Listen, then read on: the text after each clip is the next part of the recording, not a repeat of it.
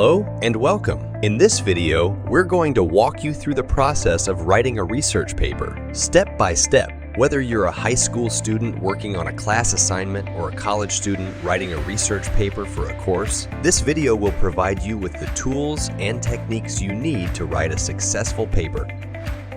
Writing a research paper can seem daunting, especially if you're unsure where to start. But don't worry, with a little bit of planning and organization, you can write a great research paper that meets all the requirements. Here are the steps for writing a research paper.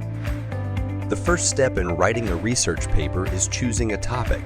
Ideally, you want to choose a topic that interests you and that has plenty of resources available to researchers. For example, if you're interested in history, you might choose a topic like the impact of World War II on the United States.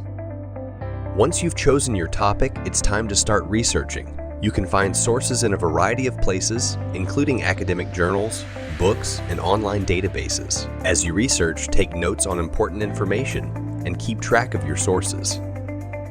With your research done, it's time to start creating an outline. Your outline should include an introduction, body paragraphs, and a conclusion. In the body paragraphs, you'll want to include evidence from your research to support your main points.